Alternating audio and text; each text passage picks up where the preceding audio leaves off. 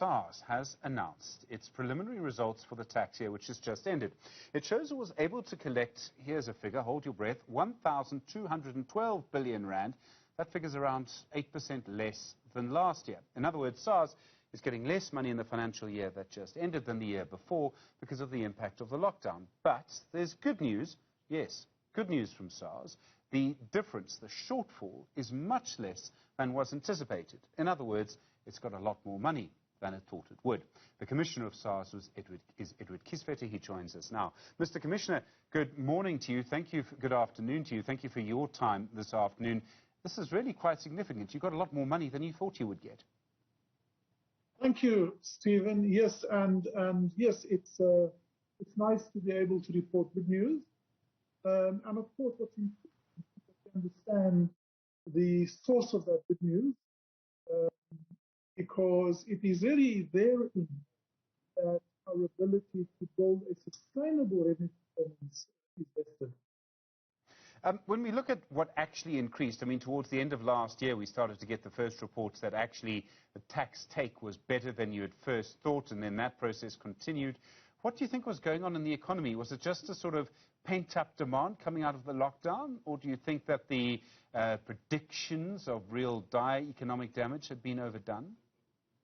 I think there's obviously a number of factors, but three specific variables made a positive contribution. The first variable is in the platinum and gold industry. We saw higher than expected sales than we originally expected, as well as the benefit of the rand-dollar exchange rate.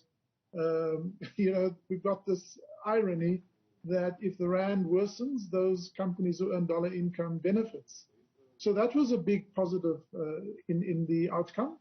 The second big positive were that the companies, financial services companies, took a very conservative view around about the middle of the calendar year in respect of the amount of debt that they would write off. That turned out to be better for them. So in their second declaration of provisional payments, they reported lower debt write-offs and consequently a higher revenue profitability.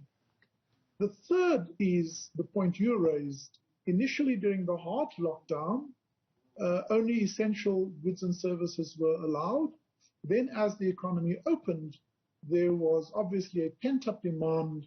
And so in the second half of the year, we saw quite a significant increase in revenue from import activities. Those were the three big positives, and then a whole number of other positives contributed to the economic component of the better performance. But I also have to say a significant component of the improved revenue outcome is as a result of the improved focus as part of the rebuilding of Sars. We do two things. The first is there's a number of activities which we reported today. Simple activities like following up outstanding returns, collecting outstanding debt, raising additional income where people underdeclare provisional payments. Here we are able to increase taxes that are due, and we report a 26.8% improvement just in that outcome. So 94 billion rand of the 1,250 would be as a result of that activity.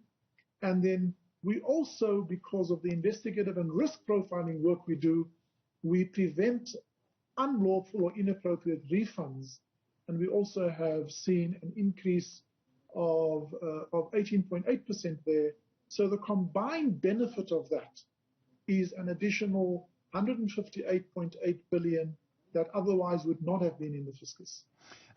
You talk about rebuilding some of the capacity of SARS, and there's obviously a lot of work to be done on that. Some of it's around tobacco. I think there was a 14 billion rand under recovery from tobacco products. There was, of course, also a ban on the illegal sales, a ban on sales of tobacco last year for a long period of time.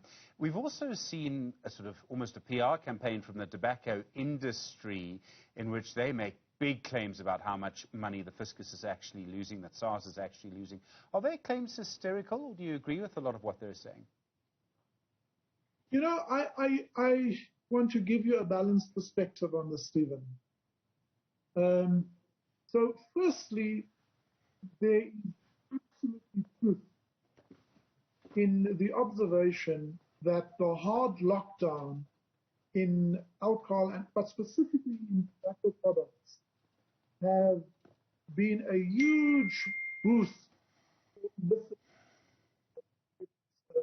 to the market. And now that that has happened, and unfortunately they also come into the market and undercut the legitimate trade, clients or smokers would have become aware of it, and there's a brand consciousness about it. So that is undeniable. You have to look at that.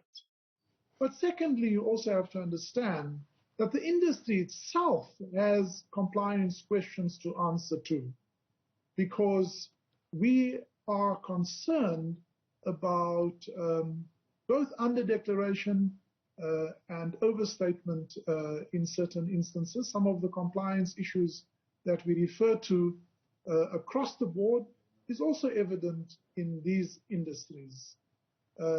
So from a balance perspective, we think that we need to focus on improving the compliance culture of so-called regular and formal businesses in the sector, but also beginning to address and finally root out the criminal and illicit activity in the sector. It's a sector that traditionally is rife with all kinds of questionable practices. You put that very carefully, Commissioner. So, I mean, you made, I think it's 370,000 calls, not you yourself, SARS made 370,000 calls to non-compliant taxpayers. What kind of reaction are you finding? Are you finding that those calls work? I mean, I imagine what it tells people is that you're on their case. They must pay up. So there's a huge, I think, wake-up, but also an endowment factor there, Stephen. We just making a call or sending a text message to a taxpayer is in line with our commitment that our first port of call is not to throw the book at you, but to assume maybe you've forgotten, maybe you've just been a little careless. And so our first port of call is to say, listen, we're going to remind you, we're going to clarify that you have an obligation. To the extent that you then respond, we're happy, you're happy. And thankfully, most of those calls do in fact result in positive outcomes. There will be a percentage of those where we then have to get into a deep investigation, and that's ongoing. And there'll be those where we raise additional assessments. Some of that will be paid and others will be disputed by taxpayers, and that'll follow the normal course of dispute resolution. So again, it's not a single phenomena or a single response, but the compound effect thereof in the short term is positive, and in the long term, the compounding endowment effect to the overall compliance culture benefits. One of the things you're able to do as SARS is investigate people with suspicious sources of income. And there's, of course, the Zondo Commission investigating state capture, the National Prosecuting Authority, we understand, following that very closely. But you can investigate that as well. Are you working with the NPA? I mean, I don't know if you're allowed to work with the Zondo Commission or if they're allowed to work with you. There may be a legal issue there. But are you finding that some of the information you're gaining could be used in criminal prosecutions through the NPA? There's no legal issue, Stephen. I mean, SARS, in terms of its provisions in law, follows up on the tax matters that relate to the taxpayer. We start by looking at that civil offense perspective, and then very often as we pursue our investigation, here that this is not only a civil offence, there is also a criminal offence. The law then allows SARS to hand over that matter to the South African Police Service as well as to the other prosecuting authorities and investigative agencies. So that's all within the provision of the law. SARS will not cross its line in terms of its legal mandate. So there is a degree of legitimate collaboration and multidisciplinary approach that is permissible. And obviously, we stay within our lane while the others stay within their lane. But the law provides for visibility of information where there is the suspicion of criminal intent. I mean, I presume the same happens with people who may have benefited corruptly from some of the PPE tenders we saw last year. There have been charges the SIU is investigating in some of those cases, but I imagine the same applies. Absolutely the same applies. So today we announced that we have a number of matters that are currently under investigation, some of which we have resolved and raised additional offences, but there are also those that we handed over to SAPS for further investigation and to the NPA for prosecution. We've also announced that we are investigating 30 individuals who would be qualified for the politically exposed individual definition. So we leave no stone unturned. However, it must be understood that very often in these instances, the other parties aren't necessarily willing participants in this process. So it takes time, and we only have one opportunity to get it right.